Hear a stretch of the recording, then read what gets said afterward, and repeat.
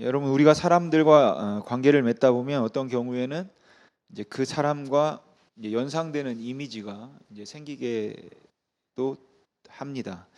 이제 뭐 그 사람의 말투 때문에 그럴 수도 있고, 뭐 특이한 행동 때문일 수도 있고, 남들보다 뭐 좀 특별한 면 또는 탁월한 면이 있기 때문에 뭐 그런 이미지가 생기기도 하죠. 뭐 예를 들면 이만기 씨라는 이름을 들으면 뭐 연상되는 이미지는 뭐 천하장사 뭐 이렇게 되겠죠. 강호동이라는 이름을 들으면 뭐 천하장사 이미지도 있겠지만 뭐 그로 인해 힘이 좋다라는 이미지도 연상되고, 그리고 뭐 하나 더 하면 뭐 이건 제가 지은 건 아닌데 예능에서 보통 그렇게들 말하니까 뭐 돼지 또는 뭐 저팔계 뭐 이런 이미지가 연상되죠. 이렇듯 사람들에게는 그 사람 같다고 생각하게끔 만드는 또는 그 사람과 연관되어 생각되는 이미지가 있죠. 근데 그 사람이 그 사람답지 않은 말이나 행동을 할 때 사람들은 의아해하기도 하고, 또 혹은 실망을 하면서 왜 그런 말을 했을까, 왜 그렇게 행동했을까 궁금해하기도 하고, 어떤 때는 이제 상당한 충격을 받기도 합니다. 여러분, 일반적으로 예수님 하면 떠오르는 이미지가 있고, 또 역시 예수님답다고 고개를 끄덕이게 할 수 있는 그런 말과 행동이 있습니다. 여러분은 예수님 하면 어떤 이미지가 연상되십니까? 우리가 예수님의 말씀과 행동을 보면서 가질 수 있는 뭐 가장 확실한 이미지가 있다면, 그것은 예수님은 약자의 편에 있었다라는 것이죠. 약자의 편에서 약자를 보호하셨다라는 것이에요. 예수님은 항상 소외된 사람들의 입장을 헤아리는 분이셨고, 약하고 불쌍한 사람들 편에 서서 거침없이 힘 있는 자들을 책망하시기도 하고 그들과 맞서기도 하셨던 분이십니다. 그래서 예수님이 세리나 창기들과 함께 식사하시고 교제하는 장면이 당시 사람들에게는 어떤 경우에도 랍비에게서 볼 수 없는 충격적인 모습이지만, 우리들에게는 그 모습이 예수님다운, 가장 예수님다운 모습인 것이죠.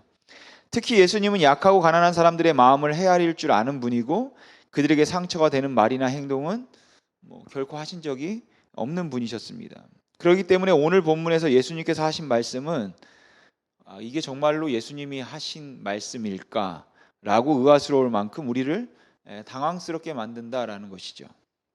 여러분이 다 아시는 것처럼 유대인들이 가지고 있던 아주 좋지 못한 생각 중에 하나는 바로 선민 사상입니다.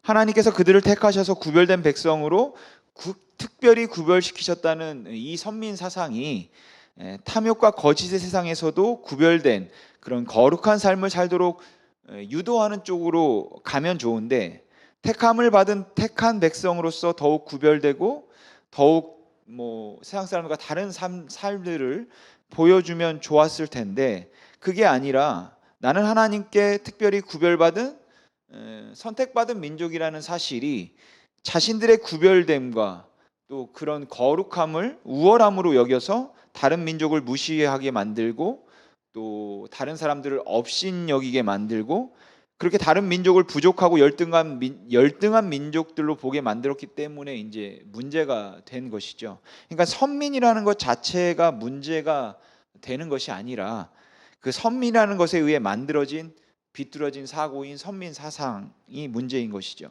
그리고 이 선민 사상은 유대인들로 하여금 자신들은 종교적으로 우월하다는 생각을 갖게 했고, 이제 그로 인해 자기들의 수준에 이르지 못하는 사람들을 경멸하고 무시하는 것을 당연한 것으로 이제 여기게 만들었던 것이죠. 자신들은 거룩한 백성이고 이방 사람들은 천한 백성일 뿐만 아니라 속된 백성인 것이죠. 그래서 그들이 더 우월하다는, 그 유대인들이 더 우월하다라고 자신들을 그렇게 생각했던 것입니다.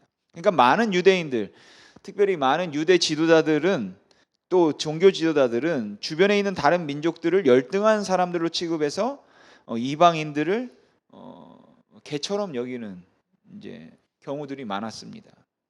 개처럼 그들을 상대했다 라는 것보다는 개라고 이제 생각을 한 것이죠, 속으로. 그럼 그렇게 생각만 하니까 이방 사람들이 몰랐느냐? 그건 아닙니다. 이방 사람들은 유대인들이 그런 생각을 가지고 있다는 것을 잘 알고 있었어요. 그러니까 유대인들이 싫을 수밖에 없는 거죠. 여러분, 저 사람이 나를 개라고 생각하고 있다 라는 것을 내가 안다면 여러분은 그 사람 어떻게 대하시겠습니까?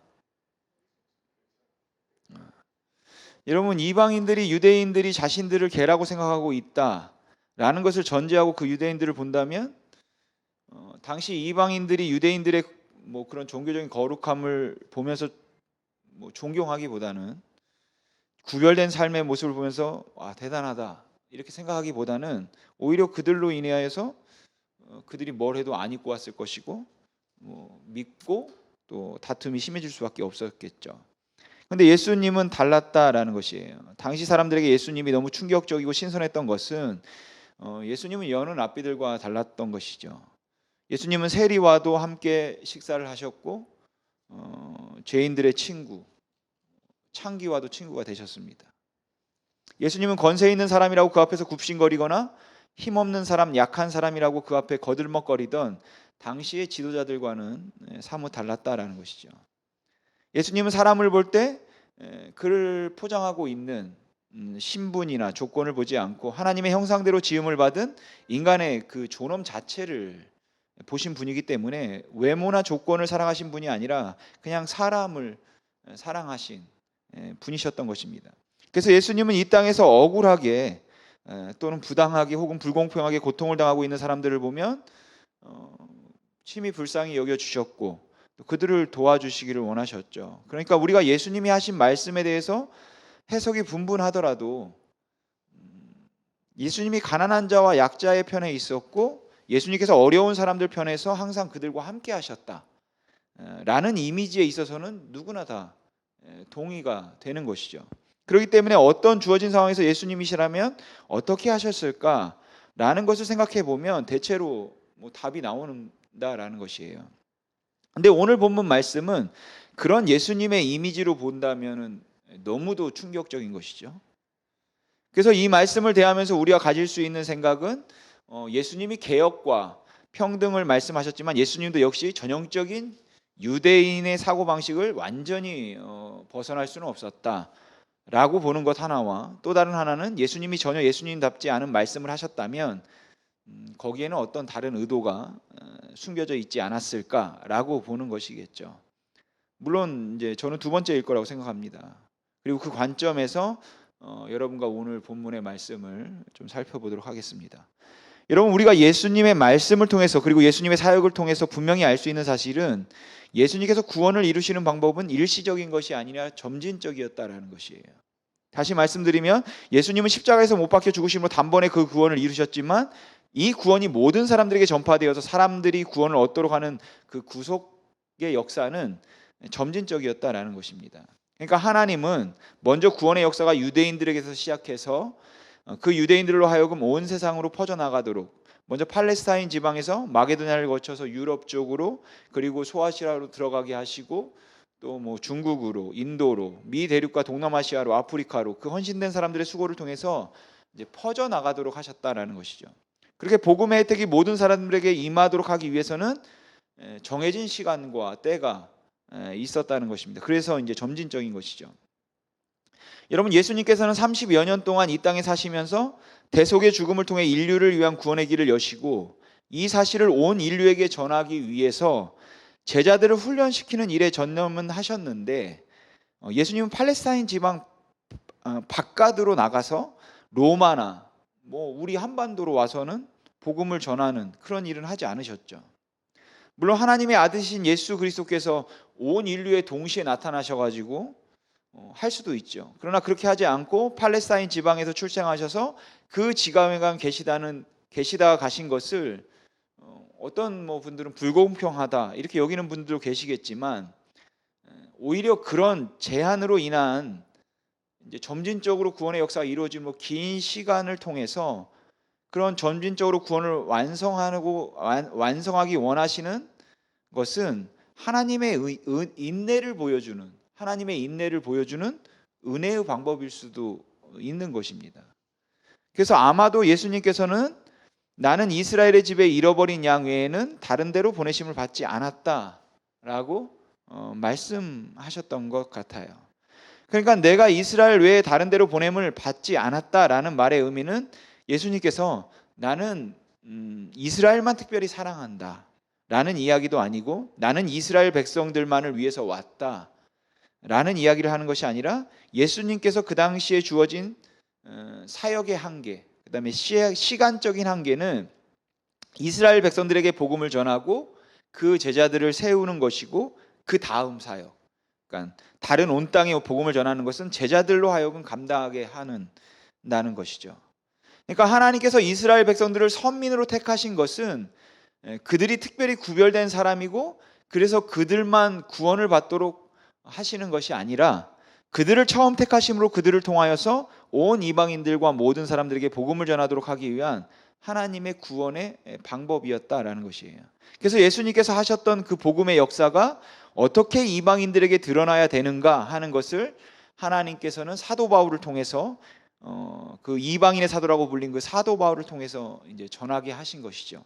그래서 바울은 에베소서에서 자기가 받은 것이 복음의 비밀이라고 하는데 그 바울이 말한 복음의 비밀이란 그냥 예수님이 십자가에 달리신 것이 뭐 신비하다 그런 이야기가 아니라 이방인들에게 복음이 미치는 것, 이게 복음의 비밀이다라고 이야기한다라는 것이에요.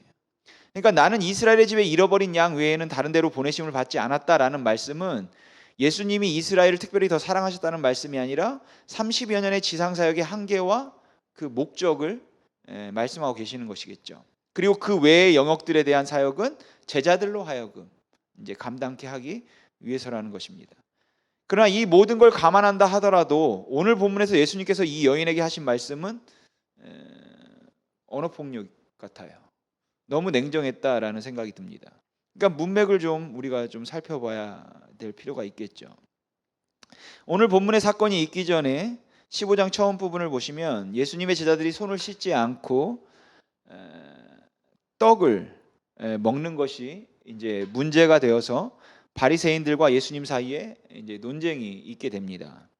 여러분, 유대인들은 외출했다가 돌아오면 반드시 이제 손을 씻었는데 뭐 위생적인 이유도 있겠지만 그보다는 종교적인 이유가 훨씬 강한 것이죠. 여러분, 유대인들은 원래 부정한 것을 이제 만지지는 않습니다. 만지면 이제 부정한 것을 만지면 자신도 부정해지니까요. 그러나 이제 의식하고 안 만지려고 해도 알게 모르게 이제 스치듯 부정한 것을 접촉했을지도 모르기 때문에 의례 밖에서 이제 들어오면 손을 씻는 것이죠. 근데 그들이 만져서는 안 될 부정한 것 중에 하나가 바로 이방인들이었어요. 왜냐하면 이방인들 자체를 부정하게 여기기 때문이기도 뭐 그렇겠지만 죄라고 생각했으니까 뭐 그보다는 이방인들이 아무렇지 않게 이방인들은 뭐 부정한 걸 다 접하죠. 그러니까 부정한 것을 만져서 그 부정한 것을 만진 이방인과 접촉하면 또 스치면은 자신도 부정한 것을 만지게 되는 간접 감염에 대한 이제 두려움 때문이었죠. 그래서 유대인들은 이방인들과 상종하지 않으려고 했을 뿐만 아니라 이방인들과 접촉하지도 않으려고 했습니다. 그리고 혹시 모를 접촉이 있을지도 모르기 때문에 이방인도 그렇고 모르고 접촉한 부정한 것도 그렇고 그래서 들어오면 반드시 이제 손을 씻는 것이죠. 그런데 제자들 중에 손을 씻지 않았던 사람이 있었던 것이죠. 그러니까 바리새인과 서기관들이 예수님께 와서 이제 따진 거예요. 당신 제자 중에 손을 씻지 않고 그 부정한 손으로 음식을 먹는 사람이 있던데 경건한 랍비로서 어떻게 그런 사람을 그냥 내버려 둘 수 있냐?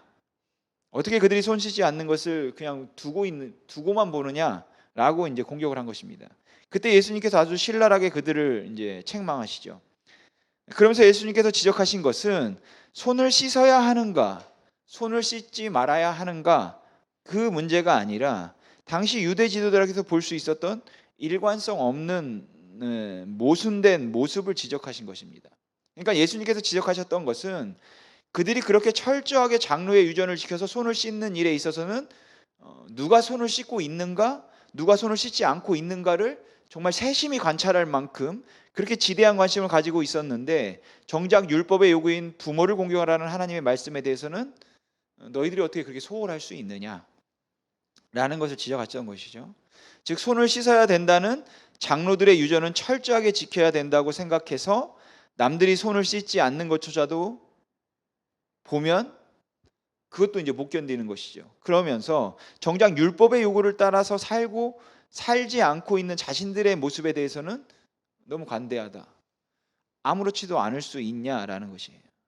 그러니까 예수님이 보시기에 그들은 그저 자신들의 종교적인 기반을 지키는 데나 관심이 있었던 사람들이지 정말 하나님의 말씀을 지키며 사는 일에는 관심이 있었던 사람들이 아닌 것입니다.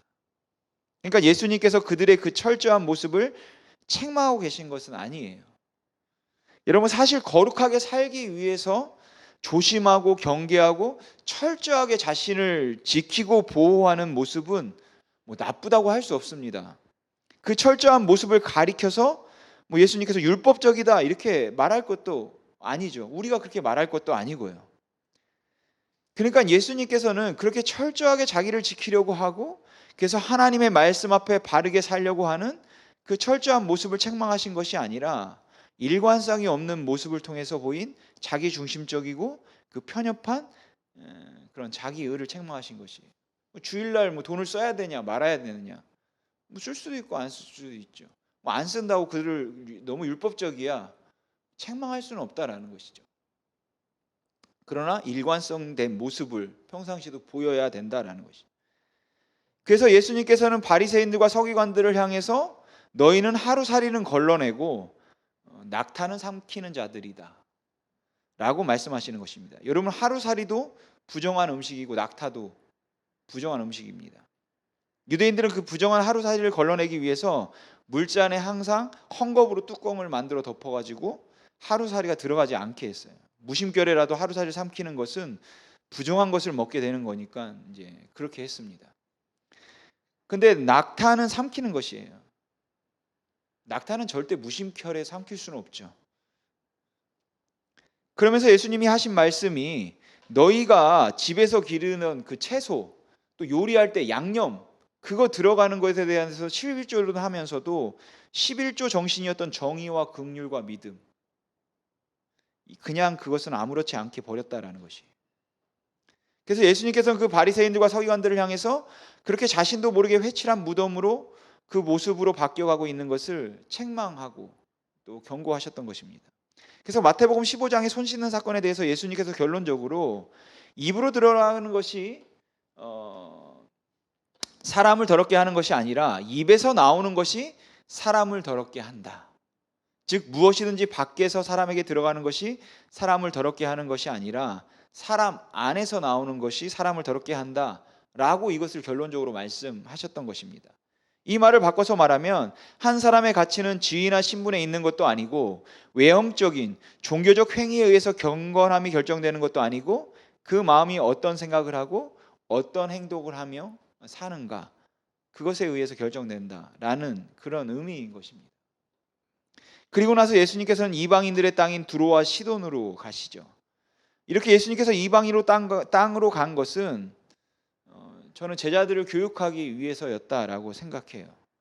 왜냐하면 입으로 들어가는 것이 사람을 더럽게 하는 것이 아니라 입에서 나오는 것이 사람을 더럽게 한다라는 비유를 제자들이 이해를 하지 못하고 좀 설명해 주십시오라고 말씀하기 때문이죠.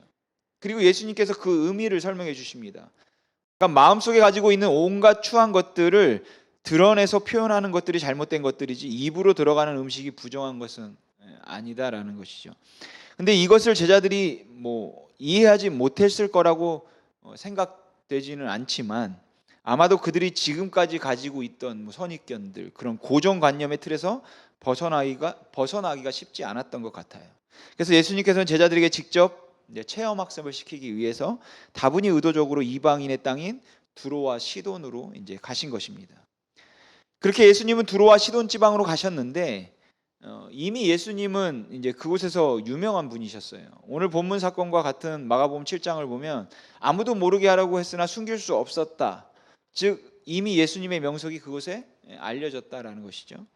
병자를 뭐 고치더라. 가난한 자, 약한 사람들을 외면하지 않더라. 그래서 예수님이 계신 곳에 사람들이 몰려왔습니다. 그리고 그곳에 한 여자가 이제 찾아왔죠. 가나안 사람, 이방인 여자였어요. 그러니까 유대인들은 사람 취급도 하지 않았던 이방인인데다가 남자도 아닌 여자였습니다. 여러분, 유대인 랍비라면 이런 여자와 함께 자리를 한다는 것만으로 부정하다고 여겼을 만큼 이 이방 여자는 상종도 하지 않을 아주 경멸스러운 사람인 것입니다.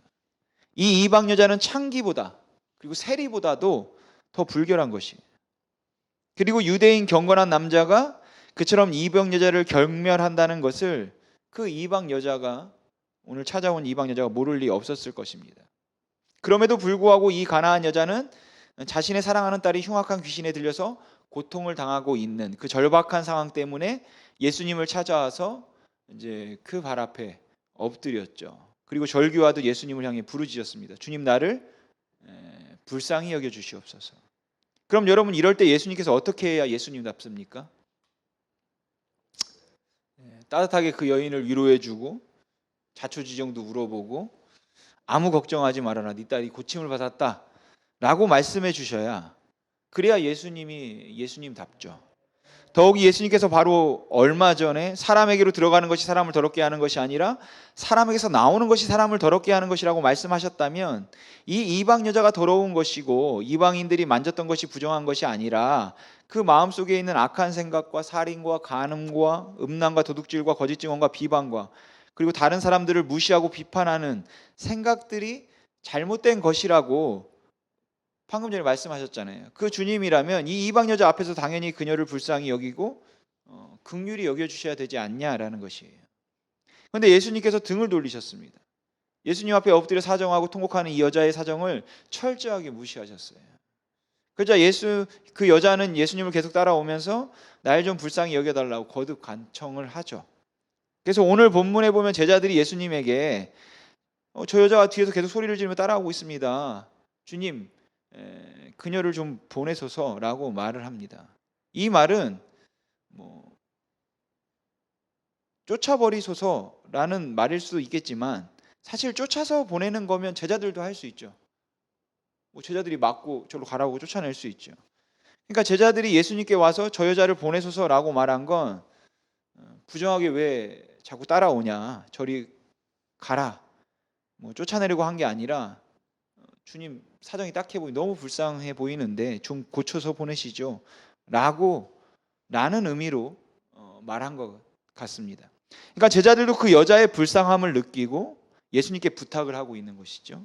주님, 저 여자가 불쌍하기도 하고 또 자꾸 귀찮게 하는데 고쳐서 보내심이 어떻겠습니까? 그제야 이제 예수님께서 돌아보십니다. 그리고는 예수님께서는 말씀하시기를, 나는 이스라엘의 잃어버린 양 외에는 다른 데로 보내심을 받지 않았다라고 하세요. 그리고 여자가 계속 부르짖으니까 예수님께서 그 여자에게 뭐라고 하시냐면, 자녀로 먼저 배불리 먹게 할지니 자녀의 떡을 취하여 개들에게 던짐이 마땅하지 않다 라고 말씀하십니다. 과히 충격적이고, 이건 지금으로 말하면은 이제 뉴스에 나올 일이죠. 자녀로 먼저 배불리 먹게 할지니 자녀의 떡을 취하여 개들에게 던짐이 마땅치 않다. 여러분, 이 말씀은 누가 들어도 이방 사람을 개라고 부르는 것을 알 수 있는 말입니다. 더군다나 지금 이 말씀을 이방인의 땅에서 하고 있다라는 것이에요. 어쩌면 이 말을 들은 이방인들이 들고 일어나서 야, 저 예수를 죽여라 라고 하면 죽을 수도 있는 그런 상황이 되겠죠. 여러분, 예수님께서는 어떤 의도에서 이 말씀을 하신 것일까요? 사실 전 지금도 잘 이해가 되지 않지만 분명한 건 예수님이 정말로 이방인들을 개로 여기지는 않았을 거라고 생각합니다. 또한 단순히 그 여자가 이방 여자이기 때문에 얼마나 간절하게 지금 도움을 요청하고 있는지 믿음을 시험하기 위해서 이런 심한 모욕을 주었다고 생각되지도 않아요. 왜냐하면 이방이라고 해서 무시하고 욕하고 개 취급하는 것은 사람의 속에서 나오는, 사람을 부정하게 만드는 그런 것이기 때문이죠.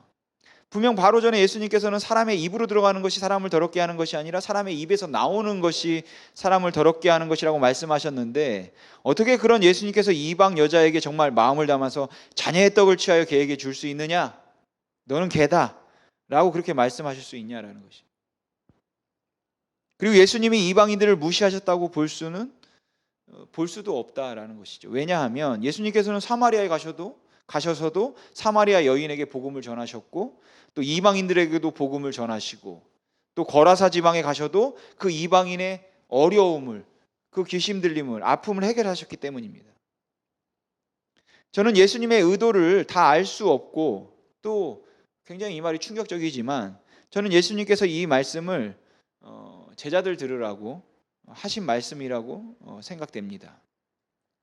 사실 복음서를 보면 다른 민족들로서는 불공평하다 싶을 만큼 예수님께서는 유대인들과 아주 집중적으로 시간을 보내셨죠. 유대인들의 병을 고쳐주셨고 유대인들의 문제를 해결해 주셨고 유대인들에게만 진리를 선포하셨습니다. 그럼에도 불구하고 유대인들은 정말 더할 수 없이 냉랭한 그런 반응을 보여주었다라는 것이죠. 그래서 예수님께서는 그들과 함께하면서 끊임없이 그들을 사랑으로 대해도 그들의 반응은 언제나 시큰둥했고 냉랭했고 감사할 줄 몰랐습니다. 여러분, 유대인들은 자신들이 먼저 하나님을 알았다는 그 이유로 다른 이방인과는 달리 형식적으로나마 예배를 하고 있고 몇 개의 율법을 지키고 있다는 이유로 하나님의 사랑을 당연한 것으로 여기고 그리 감사할 줄을 몰랐어요. 그래서 예수님께서 내가 이 복음을 차라리 두로와 시돈에 전하였더라면, 내가 이 능력을 두로와 시돈에 행하였더라면 그들은 회개했을 거다라고 말씀하세요. 그만큼 유대인들은 냉랭하고 무관심했다라는 것이죠. 그리고 제자들을 데리고 이방인의 마을로 들어가셨습니다. 앞에서도 말씀드렸지만 분명히 그곳이 제자들에게는 체험학습의 현장이었을 거라고 생각돼요. 그리고 그곳에서 단 한 번도 그런 적이 없는 예수님께서 고난 중에 있는 불쌍한 여자를 향해서 자녀의 떡을 취하여 개에게 줄 수 없다 이렇게 말씀하셨다라는 것이죠. 제자들도 평소 예수님답지 않는 이 말씀에 깜짝 놀랐을 것입니다. 특히 이방인의 지역에서, 이방인들이 모여있는 곳에서 이렇게 말씀하셨다면 주변 사람들의 시선에 어쩌면 제자들은 두려움을 느끼기도 했겠죠. 하지만 절박한 상황에 있던 이 여자는 주님의 말씀이 옳습니다. 하지만 개들도 상에서 떨어지는 부스러기, 그 아이들이 먹던 부스러기를 먹지 않습니까? 제발 먹던 부스러기라도 좀 주시옵소서라고 애원을 하죠. 여러분, 이 이방인을 향한 예수님의 오늘 행동은 당시 유대인들의 그 무반응이 얼마나 큰 죄인가를 보여주는 그런 교육 효과가 있었다고 생각을 합니다. 그러니까 사랑을 베풀고 말씀을 전하고 진리를 선포해도 유대인들은 듣지 않았지만 무시하고 알지도 못하고 그리고 무모하고 더럽고 불결하다고 생각하는 그 이방인은 예수님이 누구인지를 알아서 예수님 앞에 도움을 청하고 있는 그 간절한 모습, 이 모습을 주님께서는 극대화시켜서 당시에 있던 제자들에게 이제 충격을 주시는 것이죠. 진짜 주님이 말씀하신 대로 그 사랑을 차라리 두로와 시돈에 보여주셨더라면 그들은 회개했을 것임을 지금 현장에서 증명해 보이고 있는 것이에요.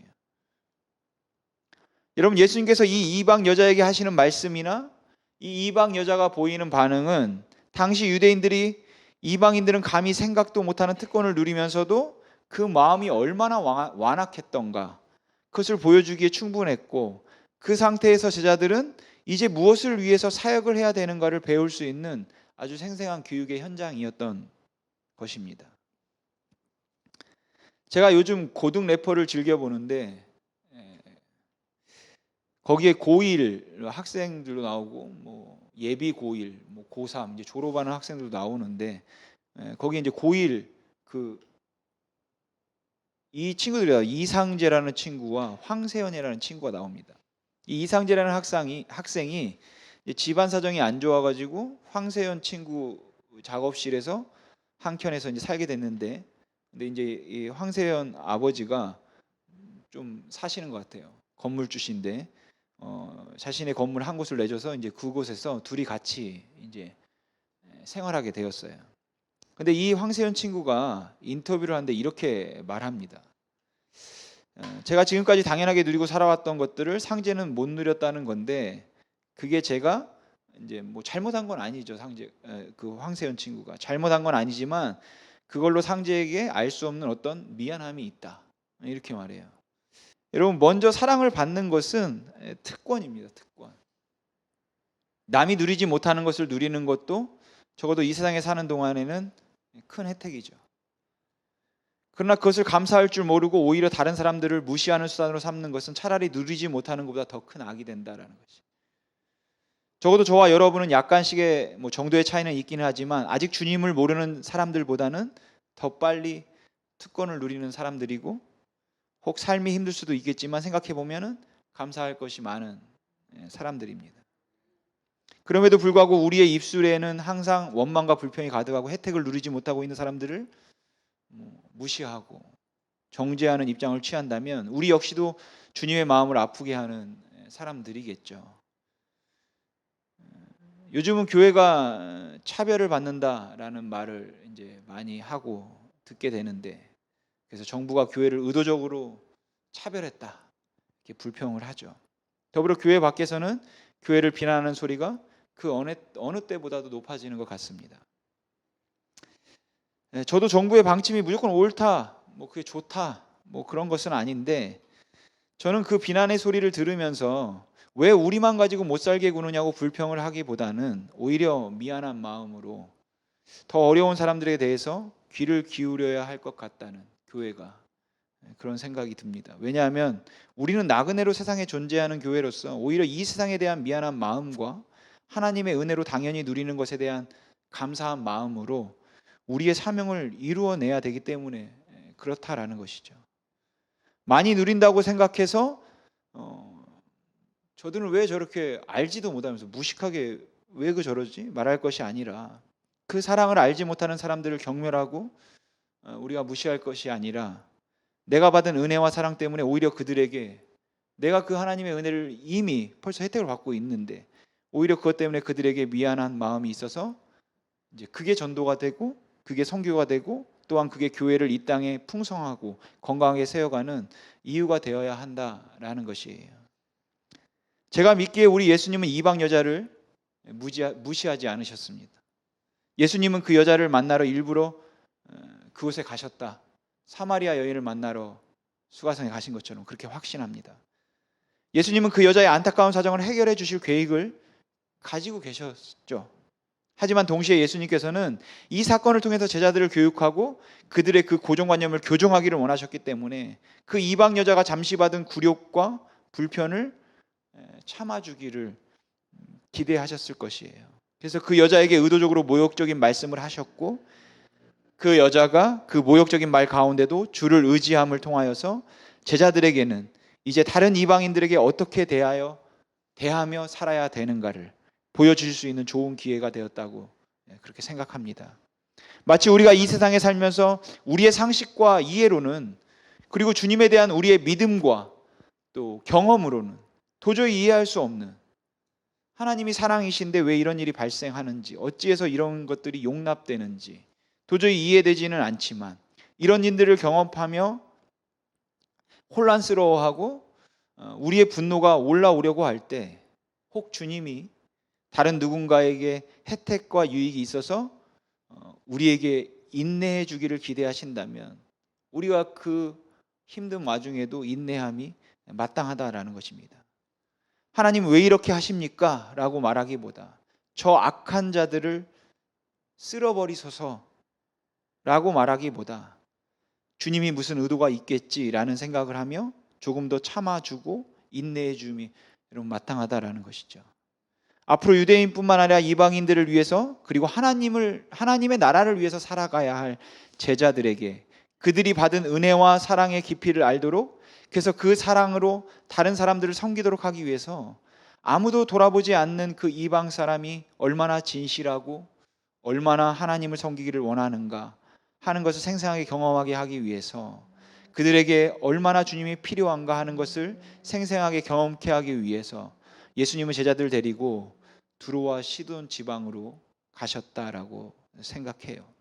여러분, 이 이방 여자의 반응은 당시 종교 지도자들과 유대 지도자들의 굳고 완악한 마음을 더 선명하게 보여주는 것이었습니다. 더럽고 불결하다고 이방인들을 무시하는 그 자체가 사실은 더 불결하고 더 더럽다라는 것을 주님께서 제자들에게 가르쳐 주신 것이죠.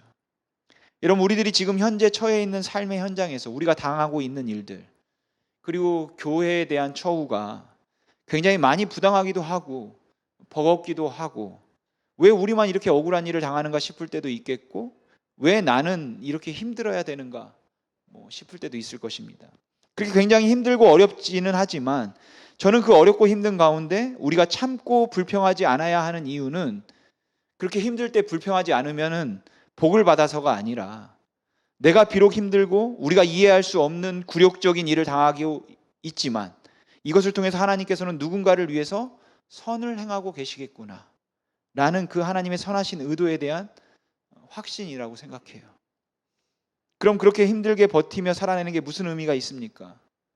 아무것도 하지 못하고 아무런 효과도 없는데 이렇게 참아주고 인내하고 견뎌내는 것이, 이렇게 그냥 버겁게 하루하루를 힘들게 살아가는 삶이 무슨 의미가 있습니까?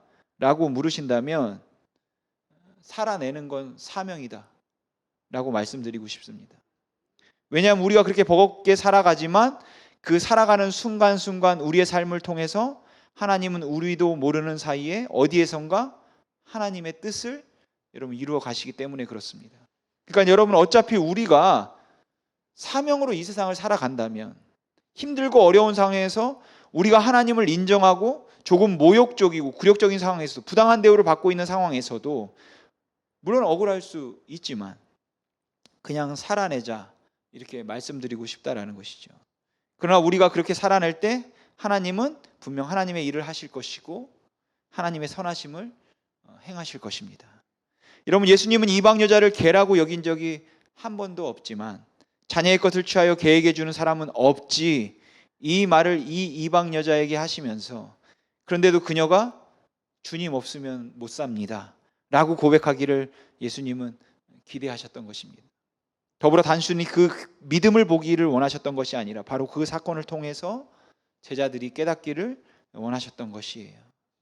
제자들로 하여금 어떻게 이방인들을 위해서 살아야 하는지, 어떻게 약자와 불쌍한 사람들을 위해서 살아야 하는지를 알도록 해주신 것이죠. 사랑하는 성도 여러분, 오늘 이 사건에서 보는 것처럼 우리가 고난 가운데 있으면서 굉장히 힘들 때, 이 힘듦을 통해서 하나님은 누군가에게 의를 행하시고 선을 베푸시고 복음을 전하기 위한 것이라면, 우리 믿는 사람들은 고난 중에 있을 때 그 고난의 물결을 보기보다 오히려 이웃을, 또 다른 사람을 살펴볼 수 있는, 바라볼 수 있는 기회가 되어야 된다라고 생각합니다. 여러분, 이 손가락은 작죠. 손은 작지만 이걸로 세상을 가릴 수 있습니다. 이 손은 작지만 어떻게 가릴 수 있습니까? 눈앞에 딱 갖다 대면은 안 보이죠. 손바닥만 보입니다. 근데 제가 생각할 때 믿음은 결국은 이 손바닥을 없애는 것이 아니라 이 손바닥을 끌어내리는 거다라고 생각해요. 여러분, 눈앞에 너무 가까이 있으면 그것밖에 안 보입니다. 우리는 고난을 당하는 가운데 고난이 너무 가까이 있으면 아무것도 안 보이죠. 그것을 끌어내릴 필요가 있다라는 것이에요. 그래서 끌어내리면 우리는 그 고난 너머에 주님이 보이는 것이죠. 근데 고난을 끌어내렸을 때 우리가 고난 너머의 주님도 보지만 더불어 그 옆에 함께 고통당하고 있는 이웃을 볼 수 있기를 바랍니다. 그들을 향한 하나님의 선하신 계획이 있음을 우리가 확신하고, 그죠? 우리가 그들에게 저 개와 돼지들은 하나님도 몰라 라고 우리가 책망할 것이 아니라, 그들을 향한 하나님의 선하신 계획이 있음을 확신하고 또 그 계획에 쓰임 받기를 구하며 세상에 있는 그 이웃들을 우리가 바라보길 소망합니다. 여러분, 힘들수록 주님 바라보시기를 바랍니다. 더불어 우리는 나그네로 이 땅을 살아가는 사람들이기에 어려울수록 또 그 이웃들을 우리가 생각할 수 있기를 주님의 이름으로 소망합니다. 기도하겠습니다.